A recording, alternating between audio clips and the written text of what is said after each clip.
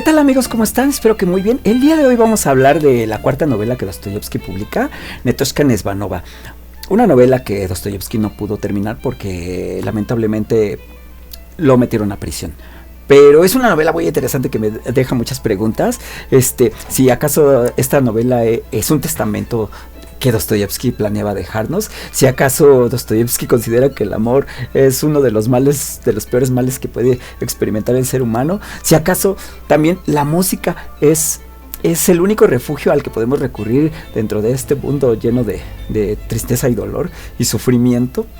Entonces, bueno, también hablaremos de la inspiración de Dostoyevsky, que lo inspiró a escribir a una heroína, y también mi teoría de por qué Dostoyevsky no le dio continuación a esta obra después de regresar de prisión. Entonces este video va a estar muy emocionante. Vamos a ver.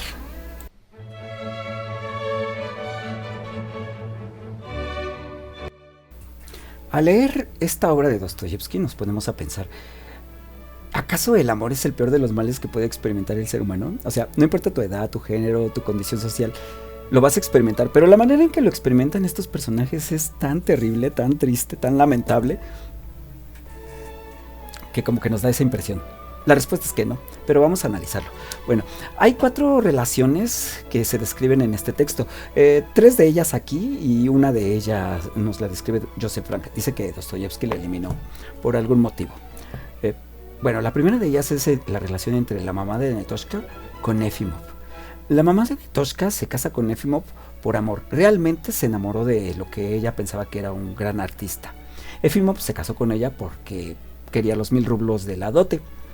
Entonces, a lo largo de las primeras 3 capítulos nos cuentan cómo Efimov torturaba a la madre de Netoshka, ¿no? La culpaba de todos los males que le ocurrían a él.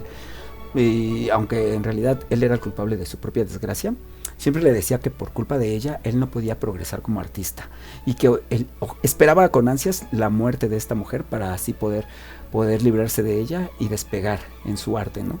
Incluso Netoshka llegó a compartir este sentimiento tan terrible, ¿no? De desear la muerte de su madre. Entonces, al final del 3er capítulo, la mamá de Netoshka se pone a reflexionar y dice: ¿por qué amo tanto a este hombre que tanto me hace sufrir? Incluso ha corrompido a mi hija, ¿no? O sea, Efimov hizo que Netoshka le robara dinero a su madre para dárselo a él y él irse a beber. Entonces, a pesar de eso, dice la mamá de Netoshka, ¿por qué lo amo, no? O sea, incluso sacrifico a mi hijo para tener feliz a este hombre, a este desgraciado, ¿no? Bueno, la segunda relación, que no aparece en esa obra, pero Joseph Frank nos cuenta, nos dice que Dostoyevsky la eliminó, es cuando Netoshka va a vivir a casa del príncipe y conoce a un huérfano, Laria. Laria gustaba hacer sufrir a sus padres cuando ellos vivían. Una vez les contó que en la escuela lo maltrataron, le hacían bullying, y vio como su madre lloraba y su padre se preocupaba. Entonces esa sensación de que los otros sufran por él le encantaba a Laria. Y a partir de ese momento empezó a inventar historias en donde lo hacían sufrir para contarle a ellos y que ellos sufrieran por él. Al final sus padres mueren y Laria, aunque ya había decidido no volverlo a hacer, se queda con esa angustia de, híjole, ya no pude redimir mi pecado, ¿no? Ya no pude hacerlo. Bueno, Laria y Efimov tienen algo en común, y es que toman el sufrimiento del mundo, o sea, ellos reciben sufrimiento solo para, con ese sufrimiento, hacer daño a quienes los aman, ¿no? En el caso de Efimov, le hace daño a la mamá de Netoshka, y en el caso de Laria, le hace daño a sus padres. Es una relación de amor sadomasoquista, ¿no? O sea, es terrible. Y los padres de Laria y la mamá de Netoshka sacrifican todo por su ser querido, pero solo reciben dolor y sufrimiento. Entonces, ellos son los que aman. Y aquí Dostoyevsky nos dice, es que si amas, vas a obtener sufrimiento a cambio. Y es terrible. Vamos a ver después que no es tan así. La tercera relación ya es más terrible, porque es Netoshka con la hija del príncipe, Katia o Catalina.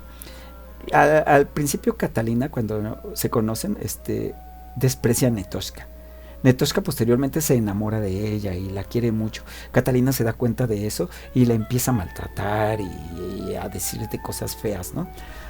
Después ya se hacen amigas y Catalina le confiesa, no, es que tú también me caías bien, pero me gustaba hacerte sufrir, ¿no? Lo disfrutaba. Otra vez, sadomasoquismo. Pero aunque se vuelven amigas, su relación es muy peculiar, muy tormentosa también. Súper tóxica, dirían actualmente, ultra radioactiva. Entonces, ya que son amigas, se organizan de la siguiente manera, ¿no? Dice, trazamos nuestro programa para el día venidero y para el siguiente. En definitiva, arreglamos nuestra vida para vivir de la siguiente manera. Un día sería ella la que mandara y yo obedecería. Al día siguiente sería lo contrario. Mandaría yo y obedecería a ella, ¿no? Esta onda de la dialéctica del amo y el esclavo de Hegel. Luego se pone peor. Luego debíamos ambas mandar y obedecer igualmente, pero después una de nosotras dos, haciéndolo intencionalmente, no obedecería. Entonces primero nos enfadaríamos o cosa parecida y luego nos reconciliaríamos lo más pronto posible. Entonces no basta con llevarse bien, con saber que las dos se aman, sino que para darle sazón a la relación hay que hacer sufrir a la otra, hay que desobedecerla, hay que hacerla, o sea, es terrible todo lo que han aprendido a partir de su convivencia con otras personas. Pero afortunadamente la historia avanza y vemos que las cosas cambian. Y esto viene con la cuarta relación que Dostoyevsky nos describe aquí. Es la relación de la hermanastra de Katia, Alexandra, con su marido. Alexandra es hija del primer matrimonio de la esposa del príncipe. Su padre pues no le dejó dinero para su dote y tuvo que casarse con lo que encontrara, que en este caso fue un hombre de negocios. Y aunque al principio parece que se llevan bien, Netoshka dice, algo no está bien aquí, algo está mal. Y posteriormente descubre que hay una relación tormentosa por un error que Alejandra realizó en el pasado. El esposo se la pasa reclamándole, haciéndola sentir culpable y atormentándola. Entonces Netoshka va viendo todo esto. Netoshka pasa 10 años con ellos viviendo. A lo largo de esos 10 años estudia los clásicos latinos, estudia a Rousseau, se va conformando en una persona con un carácter y un criterio más amplio. Entonces, en algún punto de la historia, cuando el marido de Alejandra intenta someter también a Netoshka, Netoshka le dice, alto ahí, a mí no me vas a hacer esto, porque yo soy muy diferente a tu mujer. Entonces da gusto ver que Dostoyevsky ya nos está diciendo,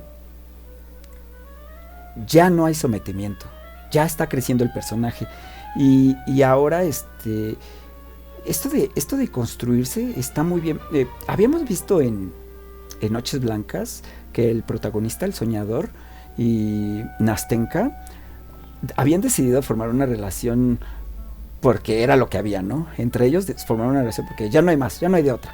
Y al final la relación terminó, pero terminó porque ellos mismos tenían una conformación de su propio carácter muy endeble, muy débil. Ambos eran unos soñadores, vivían en las nubes y no estaban aterrizados en la realidad. Entonces cuando llegaron a la realidad fue totalmente otra cosa. Vemos que Dostoyevsky nos dice que amar no está mal. O sea, sí, los personajes que al principio de la novela amaron demasiado sufrieron, ¿no? Sufrió la mamá de Netoshka, sufrieron los padres de Laria, sufrió Netoshka amando a la princesa y solo recibían dolor y sufrimiento a cambio. Pero amar puede ser sufrimiento si te entregas solo a la pasión, a la candorosa pasión, ¿no? Te entregas y cuando eso termina, pues, la realidad te aterriza.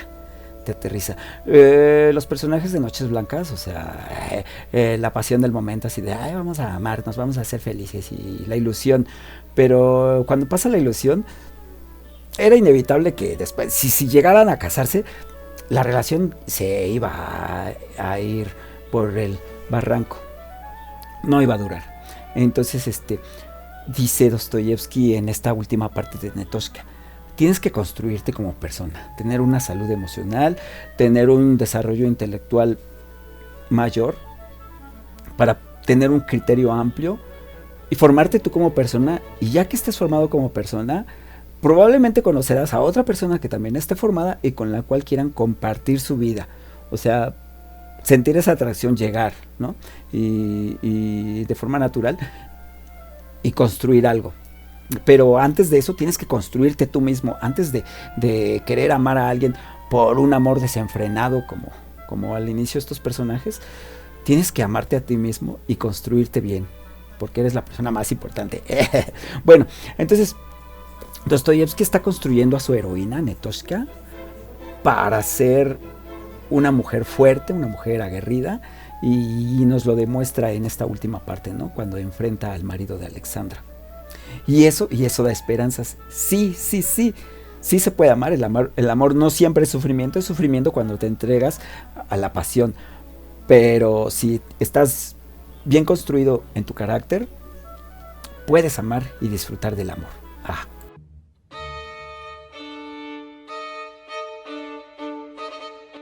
La segunda pregunta que me hago con la lectura de este texto es si acaso Dostoyevsky esperaba que este fuera su testamento. O sea, de alguna manera Dostoyevsky presentía que ya venía el final. Ya sea que la justicia lo atrapara y lo enviara a prisión porque sabía que eso iba a pasar, o ya sea que sus nervios lo agotaran y lo hicieran morir. Como que siento que Dostoyevsky está por confesar algo, ¿no? En una carta que le escribe a su hermano le dice que está preparando Netoshka y que Netoshka será una confesión, una especie de confesión. Estas palabras me hacen pensar que en realidad Dostoyevsky se estaba confesando porque uno de sus personajes está basado en él, y ese personaje es Efimov. Efimov, al igual que Dostoyevsky, es una persona que se tiene en una muy alta estima. O sea, Dostoyevsky decía, no, yo soy genial, o sea, nadie me alcanza, ¿no? Nadie es tan genial como yo. Lo mismo que Efimov. Efimov veía a otros músicos y decía, no, ellos no son tan buenos como soy yo, yo soy genial.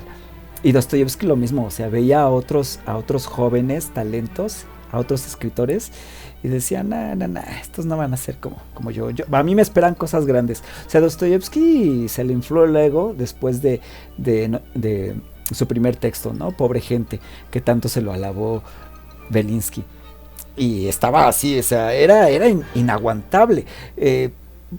Cuando conoció a Turgenev, o sea, al principio se llevaban bien, pero después Turgenev dijo, no, es que Dostoyevsky es una persona insoportable, se cree mucho, y le dedicó poemas satíricos a Dostoyevsky, se burlaba de él. Todos en el círculo Petrachevsky de alguna manera tuvieron roces con Dostoyevsky y empezaron a alejarse un poquito de él, como que tener cierta reserva en sus relaciones.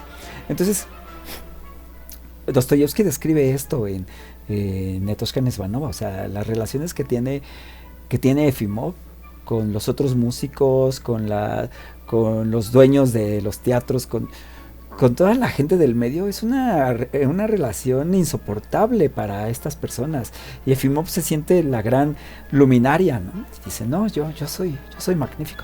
Y Efimov tiene muchas cosas en parecido también con Dostoyevsky en cuanto a su sentimiento el sentimiento hacia la mujer, ¿no?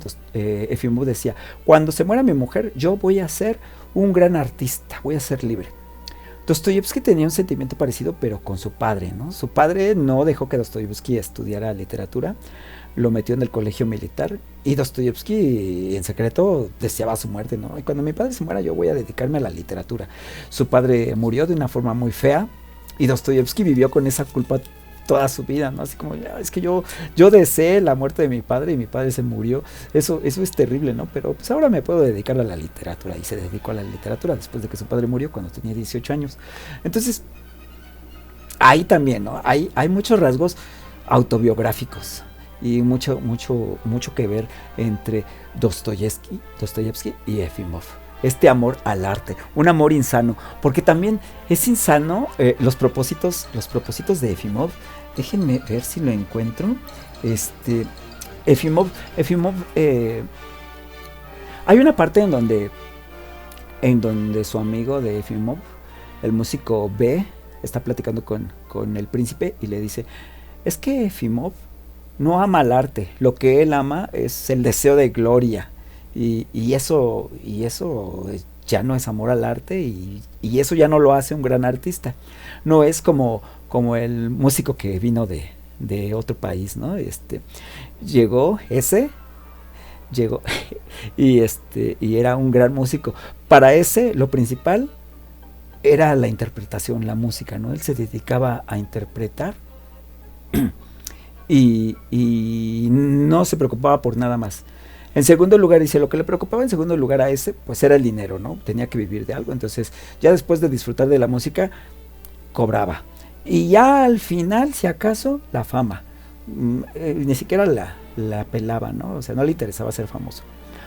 Y es lo opuesto a Efimov. Efimov primero quiere la fama y luego ya al último nunca practica, nunca hace nada, él se cree un virtuoso, un talento. Pues ese sentimiento tenía Dostoyevsky. Dostoyevsky decía, no, yo soy un gran artista. Y Dostoyevsky vivía con esta paranoia constante, ¿no? Él sentía que los demás lo perseguían, se burlaban de él, que no lo valoraban realmente. Y esto es mucho. Todo el carácter de Efimov está basado en Dostoyevsky, en lo que vivió desde que entró el círculo de Belinsky a la Pléyade y la relación que tenía con los otros artistas. O sea, él pensaba que todos lo envidiaban, que nadie lo merecía y que es una cosa muy autobiográfica, muy peculiar también. Entonces, todos los personajes en esta historia tienen mucho de qué decirnos, pero particularmente Efimov es un reflejo de Dostoyevsky. Y en ese sentido creo que Netoshka Nesvanova sí es una confesión. Es una confesión de esto es lo que yo sentía, esto es lo que yo tenía. Y creo que Dostoyevsky está soltando todo, ¿no? O sea siente que en este momento su vida está a punto de llegar al final.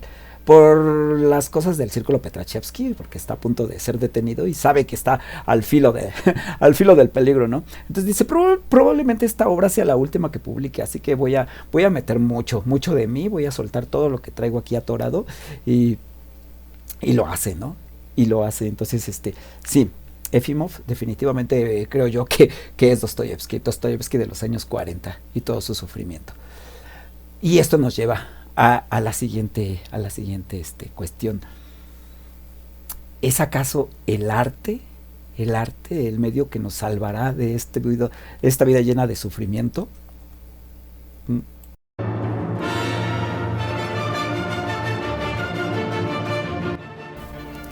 En El mundo como voluntad y representación, Arthur Schopenhauer, este señor, nos dice bueno, que el mundo es sufrimiento, esencialmente sufrimiento. Todos estamos sometidos a la voluntad, ¿no? Ese deseo de permanecer en la existencia. Un barril sin fondo es un barril de fondo de deseos y de frustración por no cubrir estos deseos. Y dice, en este mundo tormentoso existe algo que hay un refugio al cual podemos acudir. Y ese refugio es el arte. Al contemplar el arte momentáneamente podemos olvidarnos de nuestra existencia y estar bien con el mundo. Y tiene su jerarquía de artes, ¿no? En la tercera parte del mundo como voluntad y representación tiene su jerarquía de artes, desde la arquitectura, la pintura, la escultura, etcétera, hasta llegar a la música. La música para Schopenhauer es como que el contemplar, la contemplación del mundo en sí, ¿no? porque todas las demás artes imitan, son antropomórficas, ¿no? La escultura, bueno, en su época 1800, principio de 1800, todo el arte es a imitación del ser humano. Pero la música no imita al ser humano. O sea, tú escuchas a Mozart, a Bach, y entonces es genial, ¿no? O sea, es universal. Es universal toda la música. O sea, no importa en qué país estés, puedes disfrutar a Beethoven igual. O sea, sin importar tu idioma, tu condición social, todos podemos disfrutar a Beethoven de la misma manera, ¿no? El cuarto movimiento de la novena sinfonía es algo que nos une a todos. Es maravilloso. Entonces sí, Esto es algo que me gustó mucho de Dostoyevsky, o sea, que considera que la primera parte de la obra, con respecto a Efimov, se centrara en el aspecto musical, la música. O sea, sí, todo es sufrimiento, todo es terrible en este mundo ruso de mediados de 1800, pero existe la música maravillosa, ¿no? Entonces, todos tienen un gran amor hacia la música, o sea, los primeros patrones de Efimov, el dueño de la primera orquesta, el vecino, el príncipe es amante de la música, el amigo de Efimov, B, el músico B, violinista B, también es un amante de la música, todos son amantes de la música y todos tienen un carácter maravilloso, o sea, todos son buenas personas, a diferencia de muchos otros personajes de Dostoyevsky. La amargura y la maldad de Efimov no viene de un problema social, ¿no? Él no ha sufrido, todos se han portado bien con él, tiene un problema ya diferente, ¿no? De percepción. Pero todos han sido maravillosos con él porque él se ha desarrollado en un mundo donde hay música y la música llena el alma y los hace felices. Entonces es maravilloso el trato que le da Dostoyevsky a la música. Y a mí me encantó, o sea, sí, yo también soy un amante de la música también, y si YouTube no se pone celoso, entonces verán este video con un fondo musical de alguna de las obras que me gustan, pero si no, pues ya ni modo, pues sí, esto también me encantó mucho, la música como el medio que nos puede sacar por un instante de este mundo lleno de sufrimiento. Ahora quiero que hablemos de las influencias de Dostoyevsky para escribir esta obra. Bueno, la principal de todas ellas es George Sand. George Sand es el seudónimo que utiliza esta mujer, Amandine Aurore Lucille Dupin de Dudevant, una escritora francesa. Entonces, Dostoyevsky nos habla mucho de su texto Luscoq, de 1838, pero George Sand tiene, bueno, para esa época ya tenía más de una veintena de obras escritas y sus personajes femeninos son unos personajes muy fuertes. En Diario de un escritor, cuando George Sand muere, muchos años después, Dostoyevsky nos dice lo siguiente, ¿no? Dice: en lo que se refiere a sus heroínas, vuelvo a repetir que me sorprendió desde que la leí por primera vez a la edad de 16 años. La rara contradicción entre lo que de ella se escribía entonces y lo que yo mismo vi en su obra. O sea, a George Sand la satanizaban mucho porque pues era una mujer liberal, usaba pantalones, o sea, la describían de tal manera que diera miedo. Era cierto que usaba pantalones, pero querían que los rusos no la leyeran, ¿no? Porque decían que iba a ser la perdición, iba a pervertir a la juventud. Y no, nada de eso, todo lo contrario, ¿no? Dice: en realidad, muchas de sus heroínas plasmaban un tipo de tan alta pureza moral que era imposible imaginarse que no existiese en el alma de la poetisa una enorme demanda moral que no hubiese profesado a la primacía total del deber, que no hubiese comprendido y reconocido la suprema belleza y la misericordia de la paciencia y de la justicia. O sea, se la pasa diciendo muchos elogios, pero principalmente nos dice que con sus heroínas Dostoyevsky estaba fascinado, ¿no? Y Dostoyevsky dijo: yo también quiero hacer una heroína, y lo mismo, ¿no? O sea, quiero tomar como punto de partida Rusia y las relaciones tormentosas que hay aquí en Rusia, ¿no? Entonces, desde las clases bajas que se casan por amor y que se la pasan sufriendo toda su vida, hasta las clases más privilegiadas que se casan por conveniencia y se la pasan sufriendo toda su vida, ¿no? Entonces dice: vamos a construir a un personaje femenino que sea fuerte y que demuestre que se puede tener una relación buena, bonita, y que además para llegar a ella es mediante la construcción del propio carácter y también mediante la música. O sea, Dostoyevsky tenía planeado que Netoshka se volviera una intérprete virtuosa. Entonces, nuevamente está este hecho de la música, de la música como ese refugio de salvación, ese nicho en donde incluso un alma tan desdichada como la de una mujer huérfana, pobre, chiquita, puede llegar a destacar, ¿no? Entonces, no es casualidad que haya escogido a una mujer, o sea, de cierta manera las mujeres tenían más limitaciones para, para triunfar en la vida en época de Dostoyevsky. O sea, el mismo George Sand, Aurore, Aurore, tuvo que ponerse un seudónimo de hombre para poder publicar, porque si no, nadie la leía, ¿no? Y incluso hace 20 años, la escritora más famosa del mundo, la que ahora es la escritora más famosa del mundo, tuvo que omitir su nombre para poder publicar sus historias, ¿no? Aquí tengo uno, J.K. Rowling, ¿no? Ella misma, Kathleen, no puso su nombre en sus obras porque el editor le dijo, no, eres una mujer, nadie te va a leer. Entonces, es muy difícil siendo mujer triunfar. Y Dostoyevsky dijo, no, esta mi heroína lo va a lograr. Vamos a construirla de tal manera en que sea una representante digna y continuadora de lo que está haciendo George Sand. O sea, George Sand siguió escribiendo en Francia muchos textos. Entonces, esa es su principal fuente. Bueno, ¿por qué Dostoyevsky no le dio un término a Netochka Nesvanova? O sea, ¿por qué no le dio continuación cuando regresó de prisión? Bueno, al igual que en Netochka Nesvanova, al inicio, el músico S, con su talento, mató a Efimov. O sea, todas sus pretensiones de yo soy el gran músico, más grandioso que cualquier otro músico. Y cuando vio que había otro músico más grande, pues Efimov no soportó la realidad y murió. Kurzweil mató todas las intenciones de Dostoyevsky para darle continuación a Netochka Nesvanova. O sea, es muy gracioso esto también. En 1848 los hermanos Bell publican 3 obras grandiosas, o sea, geniales, no hay desperdicio. Esas obras son Agnes Grey, Cumbres Borrascosas y Jane Eyre. Un año después, 1849, se descubre que los hermanos Bell no existen, que en realidad son 3 hermanas, las hermanas Brontë.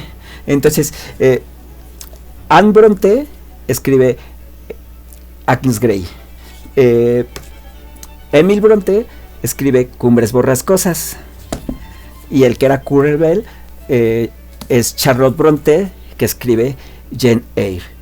Estando en prisión en 1849, como ya les decía, el abuelo el tío abuelo de Nabokov, del que escribe Lolita, está ahí en la prisión de Dostoyevsky como director, algún cargo importante, ¿no? Y nos dice Nabokov, el autor de Lolita, nos dice que su abuelo le prestaba libros a Dostoyevsky, ¿no? Entre estos libros estaba Jane Eyre, y Dostoyevsky lo leyó con mucho entusiasmo, ¿no?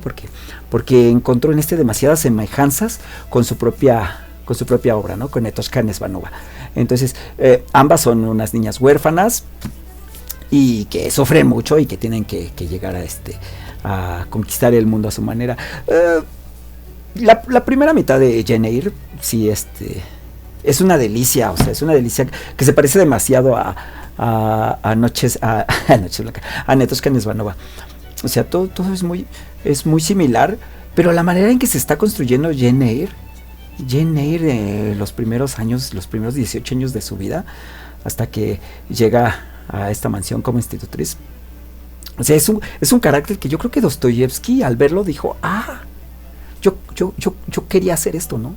O sea, es mi historia, ¿no? Se encuentra demasiadas similitudes y dice, lo escribe de una manera tan genial. O sea, Jane Eyre es una delicia. O sea, si no lo han leído, léanlos. O sea, a mí me encantó mucho. Todos estos libros son muy buenos. Es muy divertido. Gente loca haciendo locuras.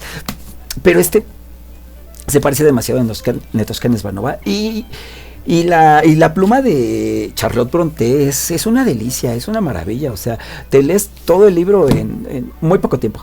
En serio, de tanto que sigues leyéndolo. Entonces Dostoyevsky debió experimentar lo mismo, ¿no? O sea, lo leyó y dijo, oye, qué maravilla, a mí me hubiera encantado escribir esta obra y me hubiera encantado escribir mi texto y que quedara así de sabroso, así de delicioso.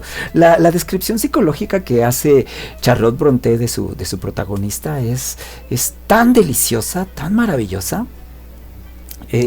Todos estos sentimientos que tiene una niña pequeña, cómo no los puede procesar, cómo no tiene idea de lo que está ocurriendo, pero ella los recuerda desde el futuro, igual que Netoshka está recordando del futuro cosas que vivió en el pasado. Jane Eyre igual está recordando cosas de su pasado, pero les da un matiz tan interesante, tan peculiar, psicológicamente hablando, que probablemente Dostoyevsky dijo, no, ok, esto de las heroínas no es para mí, o sea, no puedo competir con las profesionales. Tanto Jane Eyre como Agnes Grey son historias de mujeres, escritas por mujeres, y que son una delicia, una maravilla. Y Dostoyevsky los leyó, lo supo y dijo, no,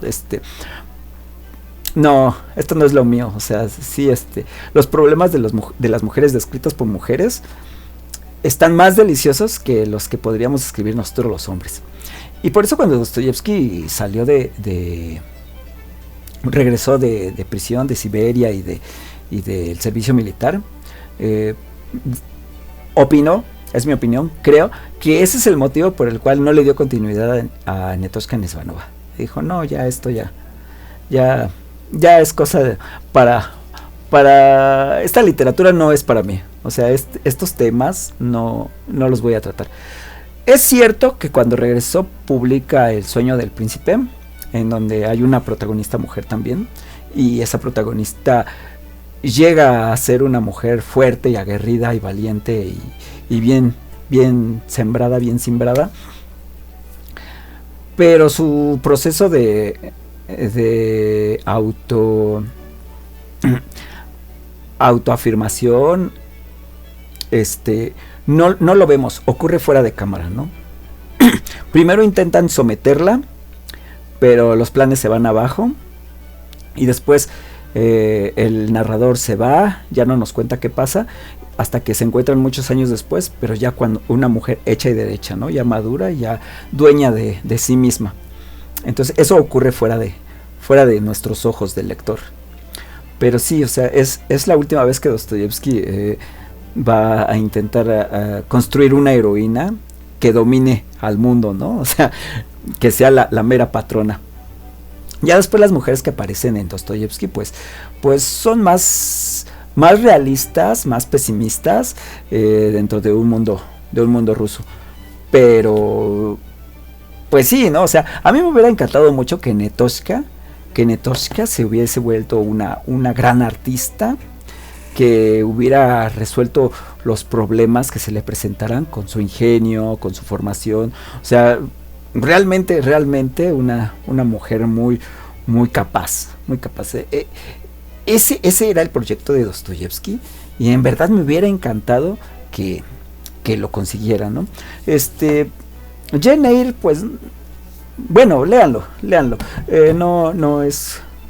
Creo que no es lo que Dostoyevsky hubiera, el final de Jane Eyre no es lo que Dostoyevsky hubiera buscado algo diferente, pero sí, o sea, con todas las posibilidades que tenía Dostoyevsky, hubiera hecho algo muy interesante, partiendo de George Sand, ¿no? Lo mismo, ¿no? O sea, es interesante como las hermanas Brontë tuvieron que cambiarse el apellido, hacerse pasar por hombres para publicar, porque para las mujeres no era nada sencillo triunfar en la vida en aquellos años, y mucho menos en el mundo literario, ¿no? Entonces Dostoyevsky probablemente lo reflexionó y dijo, no, los temas de mujeres se los voy a dejar a las mujeres, porque ellas, o sea, en primera tienen una pluma maravillosa, y en segunda, pues no está bien que los hombres intentemos robarles la gloria.